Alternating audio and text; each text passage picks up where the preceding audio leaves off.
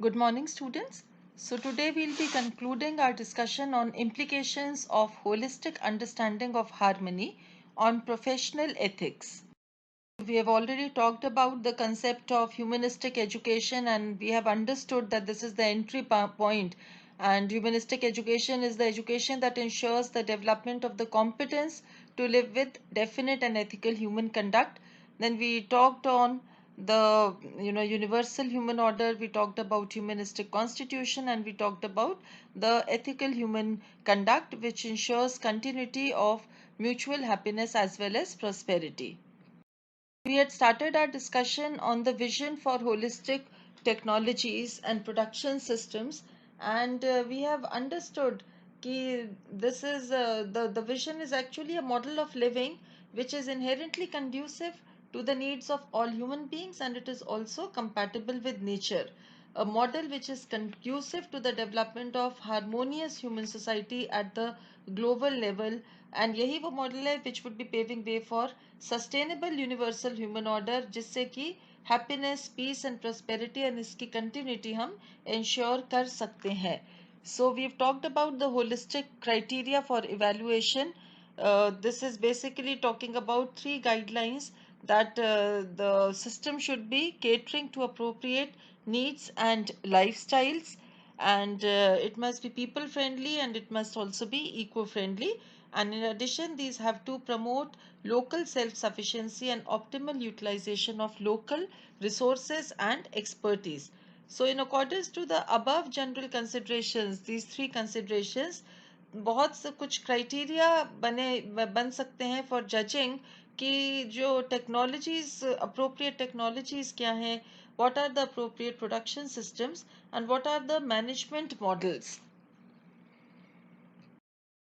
तो ये जो हमने होलिस्टिक क्राइटेरिया फॉर इवैल्यूएशन की बात की थी, ये थोड़ा जनरलाइज्ड है, और अगर हम इवैल्यूएट करते हैं क्राइटेरिया फॉर टेक्नोलॉजीज तो इस जनरल क्राइटेरिया को हम थोड़ा सा और स्पेसिफिक फॉर्म में we can talk about. So the technology must be such that it is catering to real human needs. It should be compatible with natural systems and cycles. It should facilitate effective utilization of human body, animals, plants, and materials. It should be safe, user friendly, and conducive to health. It should be able to be producible with natural local resources and expertise as far as possible, and it must be low cost and energy efficient. It must enhance human interaction and cooperation. It must promote decentralization, and it should be durable and life cycle recyclability of products which it is coming through. You see, the most concerning feature of the present day system is that they are heavily dependent on non renewable sources of energy and materials, जिसकी वजह से ये कोई भी system unsustainable हो सकता है. The modern development is primarily dwelling upon fossil fuels which are being consumed at exponential rates, and this has caused devastation to our resources that has led to resource depletion on one hand and environmental degradation, जिसको हम pollution, global warming etc. के तरीके से देख सकते हैं. So कोई compatibility ही नहीं है between the rate of consumption and the rate of production in nature.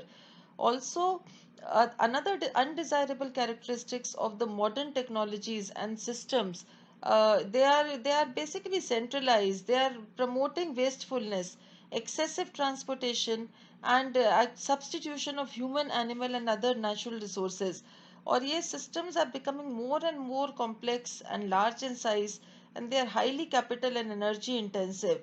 Increased automation and mechanization is being used for promoting mass production, तो जिसकी वजह से large scale employment of people हो ही नहीं सकती है, and then therefore the systems are leading to exploitation and conflict between the so called working class and management. And in spite of high degree of sophistication, quality consciousness, standardization, miniaturization and user friendliness, these technologies and systems are not proving conducive to general human welfare. So, and they are actually putting the whole planet under serious threat.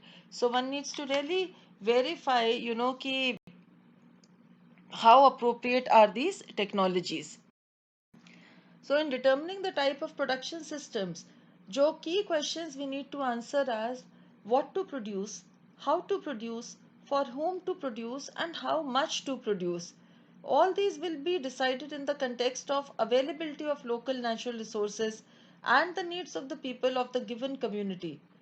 So the specific criteria to judge the appropriateness of the production system may be including the following: optimal utilization of local resources and expertise, economic viability and sustainability, local consumption, priority for local consumption, and decentralized systems which would be generating employment to the people in the community. Also facilitating production by masses and not mass production in centralized mode, which is, you see, a major problem of the current production systems. इतना ज़्यादा automation हो गया है कि people are not required. And also promoting individual creativity and sense of accomplishment. People friendly and eco friendly technologies must be used, and ensuring requisite quality of production, and also they must be safe as well as conducive to the health of people, both who are involved in producing them as well as the others who might also be using them. तो हम देख सकते हैं कि though the present day systems, even though they are employing the best of human creativity, latest scientific knowledge, sophisticated technologies, such systems are largely proving to be incompatible with ecology, and they are not conducive to sustainable human welfare. So these four things, they will generate the process of mutual complementarity towards evolution of all or Sarvodaya. तो थोड़ा अब अपने discussion को conclude करते हैं, and we have already understood that to ensure happiness and prosperity and also its continuity for all human beings, the transition from animal consciousness to human consciousness, it is very essential, or this requires a dedicated effort on a mass scale. Humanistic education की ज़रूरत है, which is focusing on right understanding, and this can be initiated by introducing of appropriate value education in the present curriculum, and because of which the urgency of the task has been realized, and accordingly efforts are made in order to fulfill this needs. So let us all join hands to make this cherished transition possible. Thank you so much, and good luck to each one of you.